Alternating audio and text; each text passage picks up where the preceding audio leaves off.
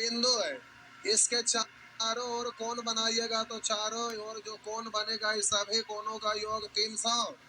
ये वाला ये वाला ये वाला ये वाला ये वाला इन सबको जोड़ेंगे तो सब मिलाकर 360। तो आपको याद रखना कि किसी बिंदु के चारों ओर बने कोणों का योग हमेशा 360 डिग्री होता है। याद रखना इसको, ये प्रॉपर्टी है, इसके बिना आपको क्वेश्चन नहीं बन पाएगा। आइए यहाँ देखिए,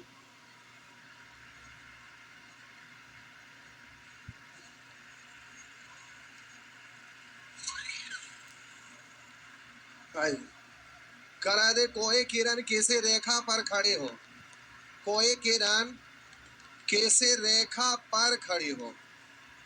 ये आपका कोई किरण, ये किरण है जो इस रेखा पर खड़ी है। तो आपको बोले कि ऐसे जनरली लोग समझ जाते हैं ना कि कोई किरण है जो रेखा पर खड़ी है, तो ये रेखा है और इस पर किरण खड़ी है, तो लोग सीधा ऐसे बना देते हैं तो ये लंबवत हो जाएगा ना। तो जब ऐसा रहेगा तो यहाँ लिखा रहेगा यदि कोई किरण किसी रेखा पर, कहेगा लंबवत, लंबवत खड़ी है, हाँ या ना, तभी आपको इस तरह से बनेगा। सीधे यहाँ कर रहा है, भाषा पे शब्द पे ध्यान देना है। ज्योमेट्री में बहुत छोटा छोटा शब्द लिखा रहता है, उसका अर्थ नहीं जाने के गड़बड़ हो जाएगा। यदि कोई किरण किसी रेखा पर खड़ी हो, किरण इस रेखा पर खड़ी हो, तो इस प्रकार का योग 100। ये स्ट्रेट लाइन है, एक सीधी रेखा, एक और दोनों कोण जो बनेगा इसका योगफल कितना होता है पहले से जानते हैं। आइए, करा यदि दो रेखाएं परस्पर काटती है, करा परस्पर काटती है,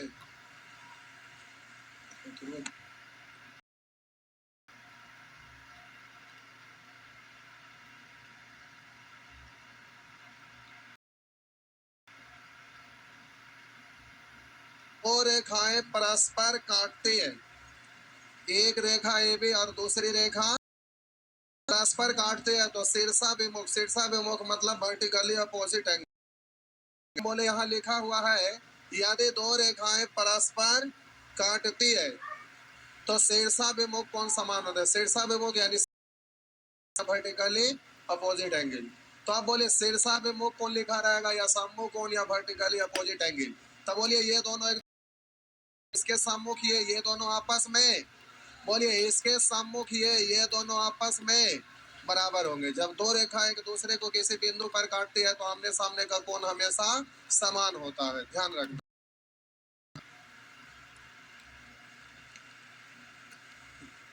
करा दे कोई तिर्यक छेदी रेखा दो समानांतर रेखा को प्रतिच्छेद करती है। भाषा आपका दो समानांतर रेखा को प्रतिच्छेद कर दिया, लिखा ऐसे भी लिख सकता है, अंतर रेखा को प्रतिच्छेद करती है, या कोई तिर्यक रेखा को दो रेखा प्रतिच्छेद करती है, बात बराबर है। तो कह रहा है यदि कोई तिर्यक छेदी रेखा दो समानांतर रेखा को प्रतिच्छेद करती है तो कोणों का जोड़ा है। सबसे पहले तो कहते हैं तो जब दो रेखा तिर्यक रेखा काटती है तो एक ही ओर बने अंतः कोणों क्रमबद्ध अंतः कोण कहते हैं। तो ये दो रेखा समानांतर है या न रहे, क्रमबद्ध कहलाएगा।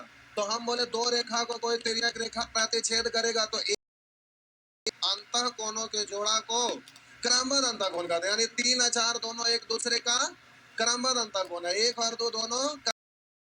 विशेष बात यह कि दो समानांतर रेखा को कोई तिर्यक रेखा प्रतिच्छेद करती है तो क्रमबद्ध अंतः कोणों का जोड़ा समपूरक होता है।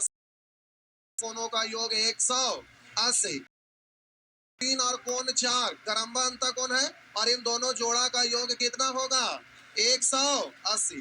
उसी तरह से दूसरे ओर अंतः कोण, तो कोण 1 और कोण 2 है, ये दोनों एक दूसरे के क्रमबद्ध अंतः कोण, और ये दोनों कोण 180 होता है। तो ऐसा होगा कब, जब दो समानांतर रेखा को कोई छेद करे तब क्रमबद्ध अंतः कोणों का जोड़ा 180 होता है, हाँ या ना। अब हम बोले कि ये ए पॉइंट दिया हुआ बी में लिखा रहेगा, अब यहां समझेगा मेरा बात। समानांतर रेखा को जब तीसरी रेखा काटती है तो क्रमबद्ध अंतः कोणों का योग 180 होगा। कि दो रेखा को, अब समानांतर नहीं कहेगा, कहेगा दो रेखा प्रतिच्छेद करती है और क्रमबद्ध अंतः कोणों का योग 180। इसका मतलब ऐसा होता है है, तो जब इन दोनों का योग कह देगा 180 है तो बोलेंगे कि रेखा AB और CD दोनों एक दूसरे के समानांतर। तो दूसरा अपने आप ही नहीं याद रहेगा, लेकिन फिर भी हम यहाँ पर लिख दिए हैं अलग से ताकि आपको ध्यान में रहे। नोट को पढ़ते हैं तो आपका माइंड में रहेगा, इसलिए लिखवा दिए थे। तो कह रहा यदि कोई तिर्यक छेदी रेखा यदि कोई तिर्यक छेदी रेखा दो रेखाओं को इस तरह प्रतिच्छेद कर दे, ये दो रेखाओं के क्रमबद्ध अंतों कोणों का जोड़ा संपूरक हो तो दोनों रेखाएं समानांतर होगी। तो हम बोले ये रेखा इन दोनों को काटा, दोनों का योग 180 हुआ, इसका मतलब AB और CD दोनों आपस में समानांतर होगा, हाँ या ना? तो एक याद रहेगा, दूसरा अपने आप याद रहेगा, याद करने की जरूरत ना, खाली एक बार रीडिंग दे दीजिएगा हो जाएगा। आइए, कोई तिर्यक छेदी रेखा कह रहा यदि कोई तिर्यक छेदी रेखा दो समानांतर रेखाओं को प्रतिच्छेद करती है तो संगत कोणों का योग में हम बोले कि दो समानांतर रेखा को कोई तिर्यक रेखा प्रतिच्छेद, तिर्यक रेखा को दो समानांतर तो इसके संगत कोण आपस में, लेकिन संगत कोण जब ये दोनों समानांतर होगा, अब संगत को है घर पर आप देख के आए होंगे, तो हम बोले जब दो रेखा को कोई तिर्यक रेखा प्रतिच्छेद करती है, और बने कोणों में से एक बाह्य कोण और उसके ठीक सामने का नीचे वाला एक अंतर कोणों के युग्म को संगत कोण कहते हैं। तो बोलिए 6 का संगत कौन है, और बोलिए 3 का संगत, तो एगो इन अंदर में तो एगो बाहर में होना चाहिए। तो आप बोलिएगा संगत कौन, 6 का संगत, बोलिएगा 3 का संगत, बोलिए 5 का संगत, बोलिए 4 का संगत। आप बोले जब दो समानांतर रेखा को कोई तिर्यक रेखा प्रतिच्छेद करती है तो संगत कोण आपस में बराबर होते हैं, यानी कोण 6 का वैल्यू कोण 2 के बराबर, कोण 7 के बराबर, कोण 4 का वैल्यू कोण 8 के बराबर, और वैल्यू कोण 5 के। आप बोलिए 1 और 5 बराबर है, भी बराबर होगा, पूछिए कैसे? क्योंकि ये वाला दोनों एक दूसरे को प्रतिच्छेद किया तो ये समूह कोण हो गया ना, तो समूह कोण आपस में बराबर, ये दोनों बराबर, तो 1 और 7 भी, इस सब बात को ध्यान में रखना, हाँ या ना? तो प्यारे संगत कोण का युग्म आपस में बराबर होते हैं, लेकिन ऐसा होगा कब को कोई तिर्यक रेखा प्रतिच्छेद करेगा।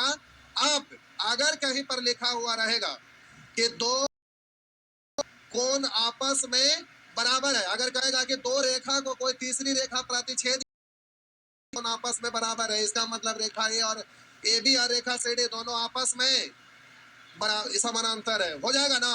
तो देखिए वही यहाँ पर लिखा हुआ है, यदि कोई तिर्यक छेदी रेखा दो रेखाओं को इस तरह प्रतिच्छेद करती है कि संगत कोण का योग समान होती है तो दोनों रेखाएं समानांतर होती है। बात समझ में आया?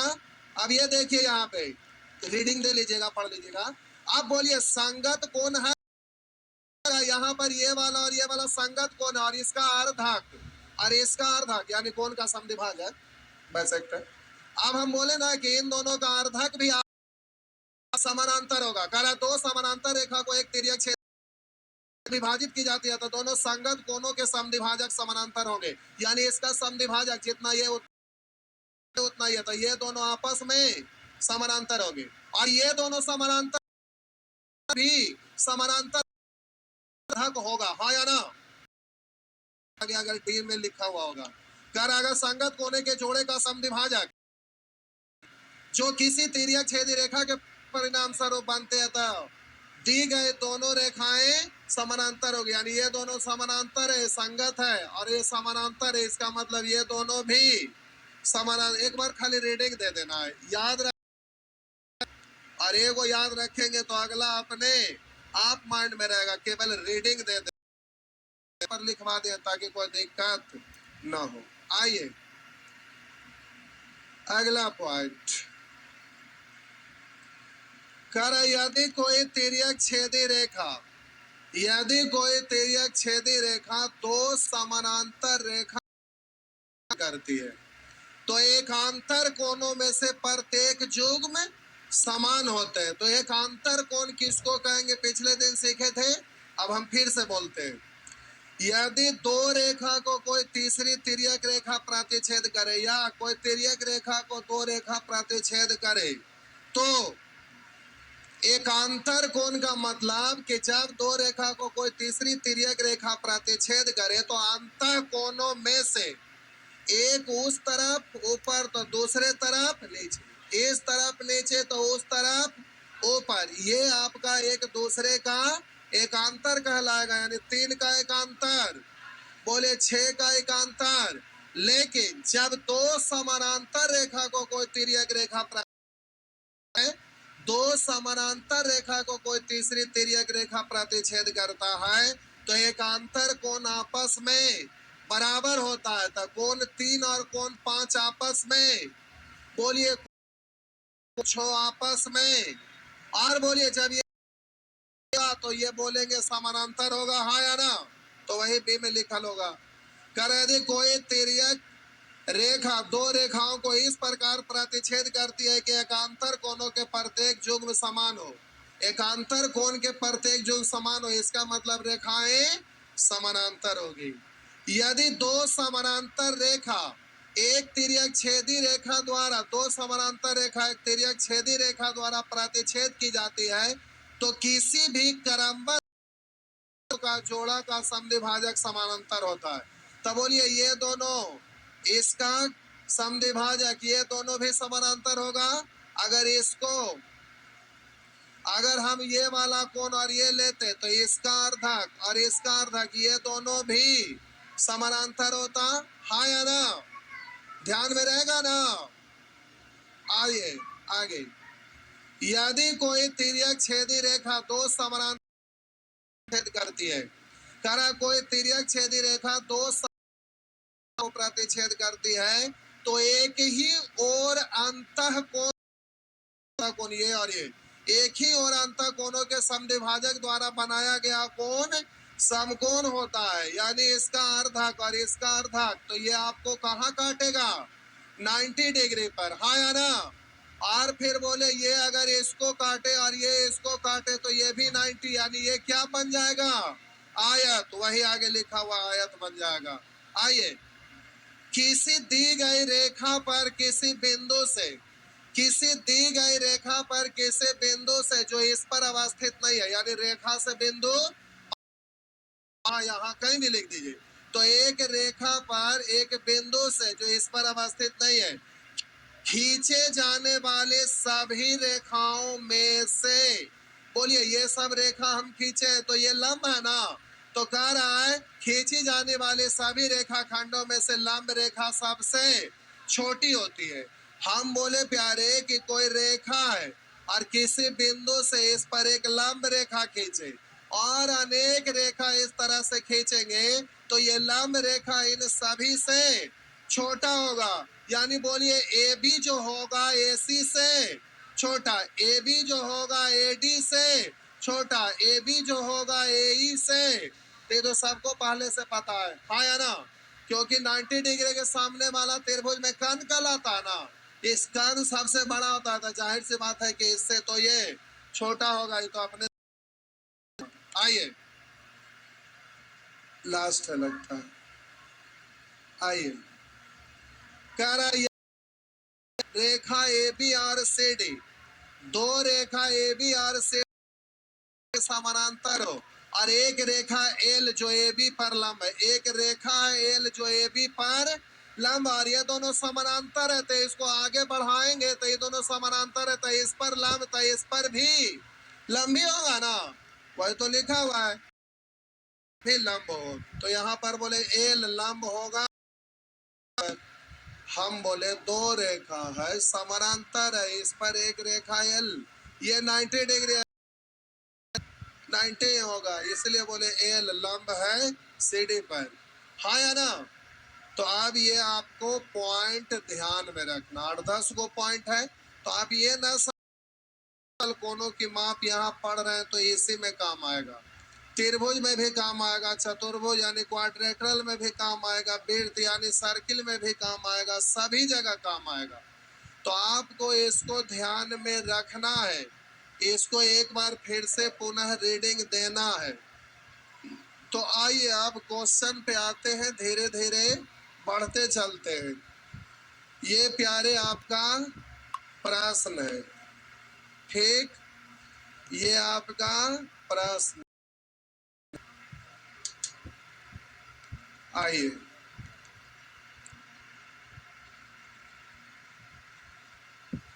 ये साइड में किया हुआ है आपका को फट रहा है इतनी।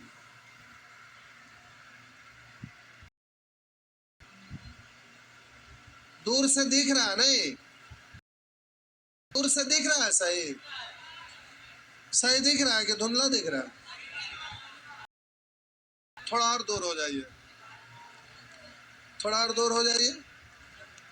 अरे सही बोल रहे हैं भाई, ये नजदीक से देखने में लगता है।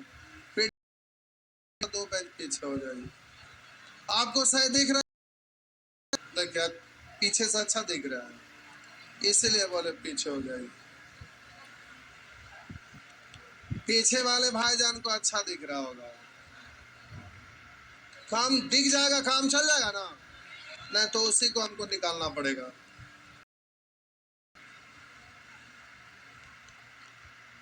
दिख तो रहा है, आप लोग को कहाँ दिक्कत है? तो कैमरा से जा रहा है उसमें। हाँ क्यों, तो इसको मत देखिए, आप उसको देखिए।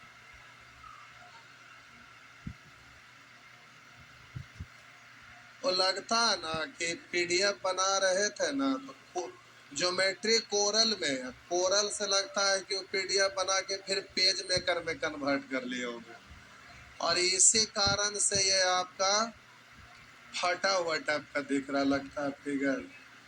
अच्छा, काम चल जाएगा, काम चलने भर दिख रहा है ना? चलिए ठीक, टाइम पास करने से फायदा नहीं। आइए, आप प्रिंट निकलवाइएगा, सही निकलेगा, क्योंकि आपका उसी से ना प्रिंट निकलेगा। ये वाला तो आपका प्रिंट निकलेगा नहीं, वो ठीक था। कितने लोग प्रिंट निकलवा लिए थे? चलो, बाकी नहीं निकालते हैं क्यों? क्यों?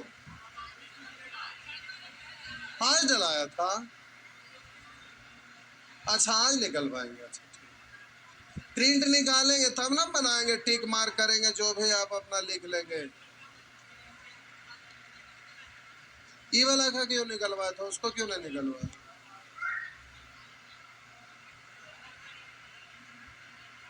आप गलत गलत निकाल लिए हैं। इसमें पेज ज्यादा ना लग जाएगा? कितना फोटो स्टेट करवाइएगा? ये तो हम तो बताते हैं, इसलिए ना पैनल ऐसे बनल है। आइए, छोड़िए उधर। अब प्यारे, आपको क्वेश्चन सॉल्व करना। अच्छा, CHSL का वैकेंसी आया हो, आप लोग भरे हैं ना? ना भरे तो भर लेंगे, नहीं तो फिर एडवांस में पढ़ेगा क्या मतलब है? आपका तो लगभग सब खत्मे की कगार पे आया है, 1 महीना और चलेगा तो पूरा बैच आपका खत्म हो जाएगा। तो 1 सवा महीना जो भी चले, उसके बाद तो ये आपका बैच खत्म है। इसलिए आप भरिए फॉर्म। CHSL तो आया हुआ, उसी के लिए ना एडवांस मैथ पढ़ रहे हैं। CHSL CGL उसी सब में काम आएगा। अभी लगता है RPF वाला भी वैकेंसी आ गया है, सरकारी.com पे तो लगता आया हुआ है। आया हुआ है ना?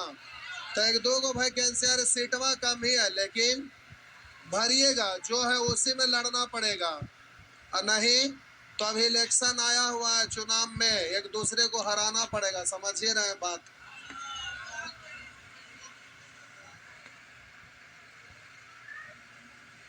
आइए, एक कोण अपने अनुपूरक का 5 गुना है। एक कोण अपने अनुपूरक बोलिए या अनुपूरक बोलिए, बात तो कह रहा है। अब इसका पूरक या अनुपूरक का योग कितना होता है? 90 डिग्री। तो कह रहा है एक कोण, कह रहा है एक कोण अपने अनुपूरक का, तो इसका अनुपूरक कोण। कह रहा है एक कोण अपने अनुपूरक का 5 गुना है, अनुपूरक का 5 गुना। एक तो ये एक कोण अपने अनुपूरक का 5 गुना है, तो बोलिए दोनों कोणों का योग कितना? और यहाँ 5 है, एक अब निकालना है, उसको गुना करेंगे ना। तो कह रहा है इस कोण की माप क्या है? वो एक कोण यानी इस कोण की माप क्या है, यानी कैसे गुना? 6 से काटेंगे 15 बार तो 15 पंचे, तो इस तरह से आपका आंसर क्या डिग्री आएगा? 75 डिग्री। आगे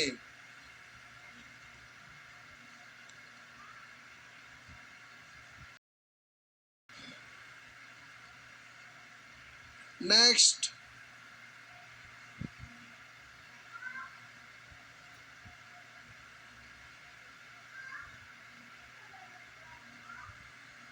नेक्स्ट, आगे बढ़िए। शब्द समझ में आ रहा है बउआ? प्रिंट निकाल, मोबाइल में है ना? रीडिंग दिए थे, थोड़ा ज्यादा आपको मेहनत करना पड़ेगा। इंग्लिश में क्वेश्चन चाहिए, काम चल जाएगा। अरे सीबीएसई बोर्ड वाले को दिक्कत होता, खास करके जो मेंसुरेशन, और बाकी में काम चल जाता। हो गया ना? हालांकि इसमें समय नहीं लगता हिंदी इंग्लिश करने में। 1 सप्ताह के अंदर सारा ज्योमेट्री को ट्रांसलेट किया जा सकता है। 1 सप्ताह बड़ी हो गया, 100-150 के पास टोटल पेज होगा। 100 पेज से 150 पेज के आसपास होगा। यहाँ किताब रखल था ज्योमेट्री का, क्या हुआ?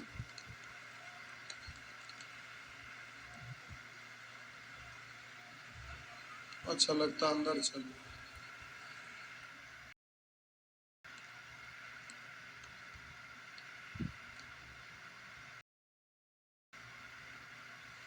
ज्योमेट्री ये वाला सबसे मोटा है, 160 पेज है।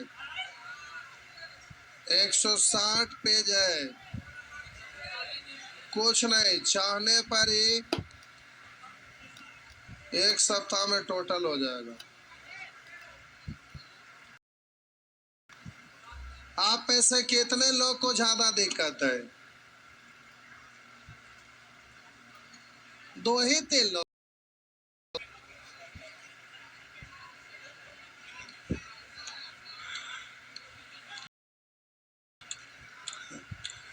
दो ही 3 लोग है नहीं?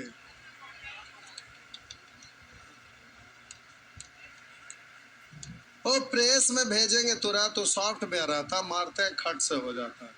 खाली दिक्कत क्या है ना कि वो इसको चेंज करके वो भेज देंगे हमको कि एक बार चेक करिए। अब हमको फिर बैठ के एक को चेक करे में हमको टाइम नहीं मिलेगा। समस्या खाली इस बात का।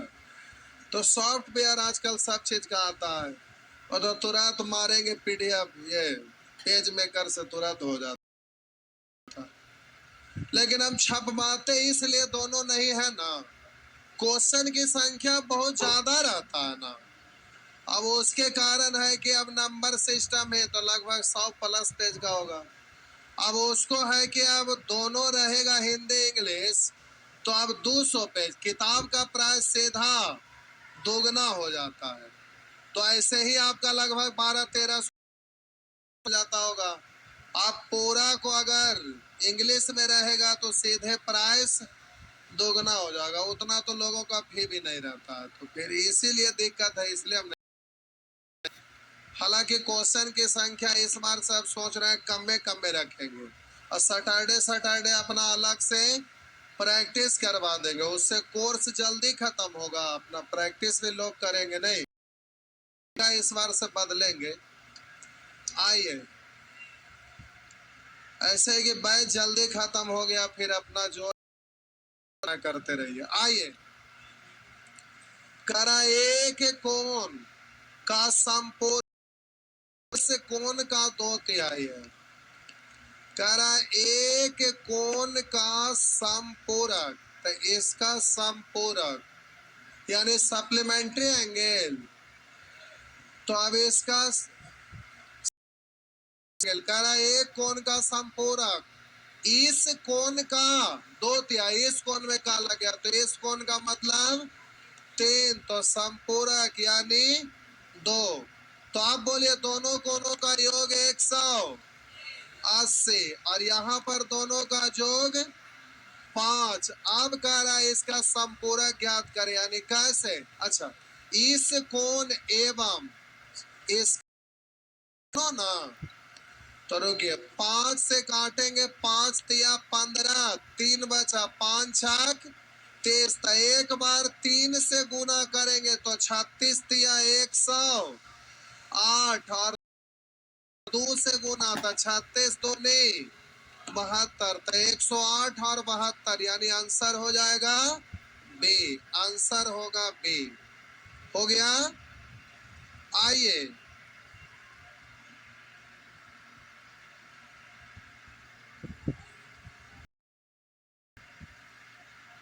हो गया ना? क्या हुआ? आगे नेक्स्ट मिटा दो, लीजिए मिटा दिए। करा उस कोण की माप क्या है?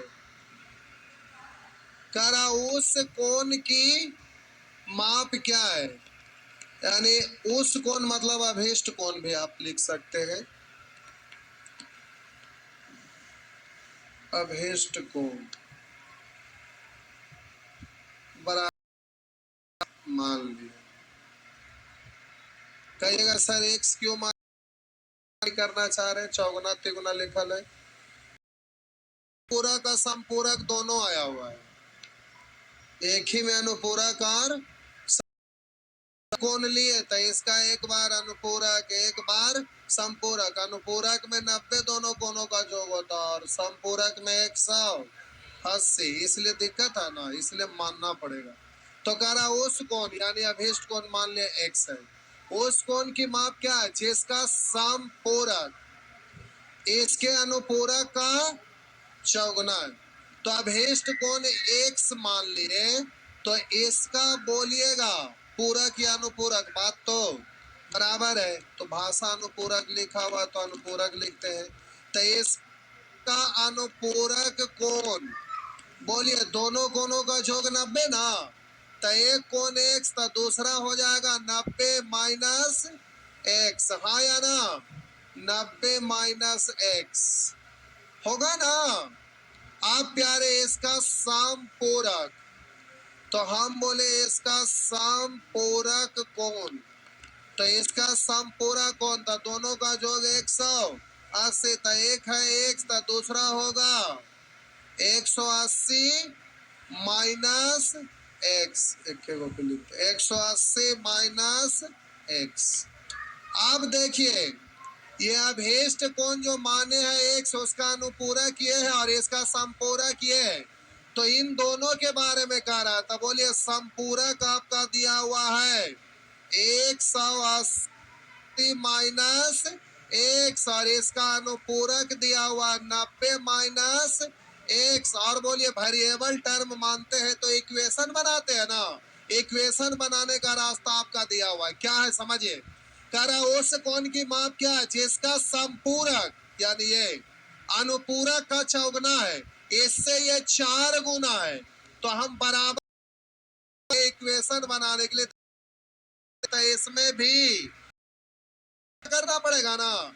अब एक्स का मान निकल जाएगा, तो बोलिए एक्स इधर हो जाएगा आपका 360 माइनस 4 एक्स इधर 180 माइनस एक्स। आप बोलिएगा 4 एक्स इधर आएगा तो 3 एक्स 180 उधर, तो 60 में से 180 घट गया, 3 से काटेंगे 60, तो एक्स बराबर सॉल्व करेगा तो बीच में डिग्री के परेशान ना होते रहिएगा। आप समझते हैं कि डिग्री लास्ट में काम चला लीजिएगा, ठीक।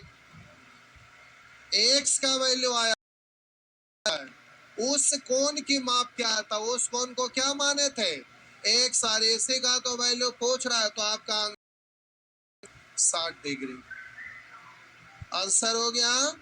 प्यारे ये सारा प्रश्न पूछा हुआ एसएससी सीजीएल का। आप ज्योमेट्री पलट कर देखिएगा तो ये सारा प्रश्न आपको मिलेगा, सब पूछा हुआ है, सब प्रश्न प्यारे पूछा हुआ है, आलतू फालतू क्वेश्चन नहीं है।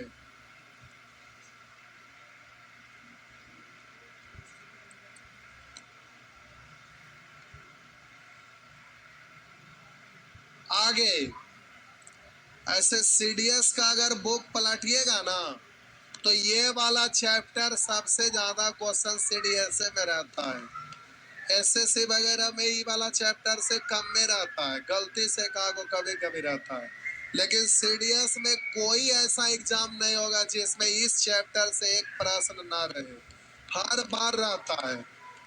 कोई भी सीडीएस का सेट पलटिए तो मिल जाएगा।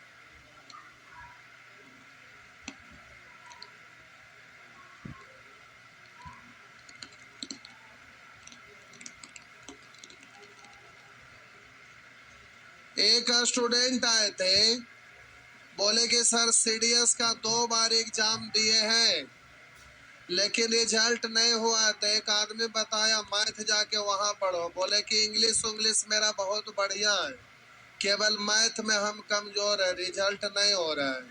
तो हम सोचे कि सीडीएस का तैयारी करते हैं, पूछ दिए कि ए क्यू माइनस बी क्यू क्या होता है।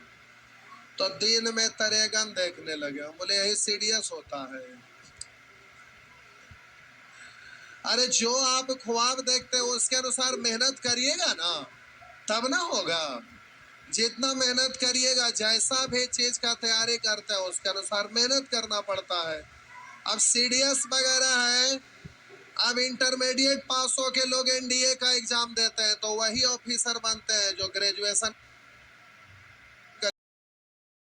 लेकिन एनडीए करके जाते हैं तो वहां पर इंटरमीडिएट का मत पूछता है, लेकिन ग्रेजुएशन करके सीडीएस के द्वारा वही।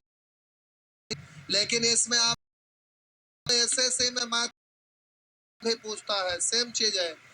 लेकिन एसएससी के अपेक्षा हम बोलेंगे उसको तैयारी करने शायद कुछ लोगों के लिए, पूछिए क्यों। पर्सनालिटी टेस्ट होता है इंटरव्यू में और उसी में लोग छट।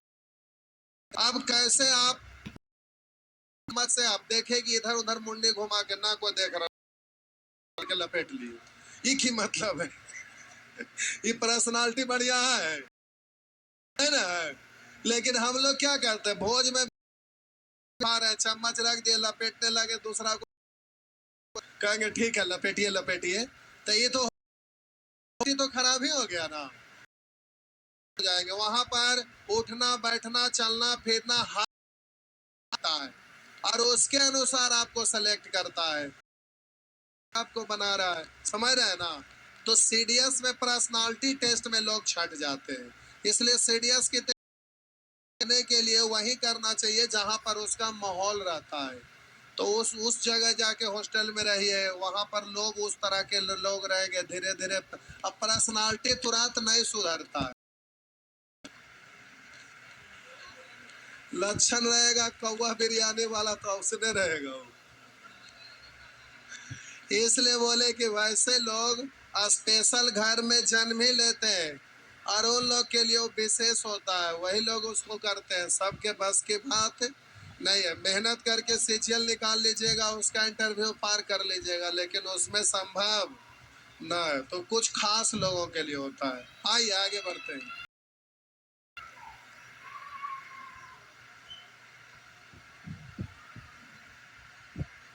ये तो ज्यादा नहीं दिख रहा है, अच्छा दिख जाएगा, दिख जाएगा। ये ए है, ये ओ है, ये बी, ये आपका सी है, ये आपका डी है, ये एक्स है, ये वाई है और जेड है। देखिए घी पिए वाले को भाई वो सीडीएस में जाए लायक है, आप ही को कह रहे घी पिए वाले भाईजान को। घी एक बार में पी जाते हैं। वो सीरियस, 1 केजी घी में कई लोग खाएंगे, वो अकेले पी जाएंगे। दिक्कत है ना। आपको मजाक लग रहा है, मैं पूछे ना, एक बार में 1 केजी पी जाते हैं ना। देखिए हाँ कर रहे हैं ना। ठंडा में मत पिला दीजिए। आइए नीचे के चित्र में कौन एक्स वाई जेड, कौन एक्स वाई के क्षेत्र में कौन एक्स वाई जेड 5:4:6, यदि ए ओ बी एक सरल रेखा है, एक सरल रेखा स्ट्रेट लाइन है, तो इस पर बने कौन ये 180 होगा। स्ट्रेट लाइन पर अगर 3 को बनाएंगे तो मिलकर हम बोलेगा, तो ये मिलकर अगर हम बोले यहीं पे अगर आप ऐसे ज्यादा कौन बनाएंगे कर 180, हाँ या ना। तो यहाँ 3 कौन बनाया, 3 5 4 6 है, तो 180 यहाँ 6 4 निकालना। पाई का मान क्या होगा, तो 15 का 15, 15 दूनी 30, 12 चौ 48। इस तरह से नहीं कर लेंगे तो प्यारे आपसे अब साफ बनेगा, अंतिम तक बनेगा, बनाइएगा, ना बनेगा वो सब पूछिएगा। ठीक, अभी हम आगे बढ़ते जा रहे हैं, हड़बड़ाना नहीं है, सब बनेगा। टाइम भी हो गया, चलिए ठीक है, तो इसको बना लेंगे। तो आप लोग प्रिंट निकाल लीजिएगा टेलीग्राम से, प्यारे टेलीग्राम पे एक बार चेक करिएगा, उससे प्रिंट निकाल। ठीक है, ज्योमेट्री धीरे धीरे चलेगा, लेकिन आप सीख जाएंगे, ये बहुत भारी चीज नहीं होता है। क्लास करना है, इसमें थोड़ा सा मेहनत करना है, जो वहां उसको एक बार घर पर देख लेना है। जाइए, तो आज भर सेवा इतना ही है।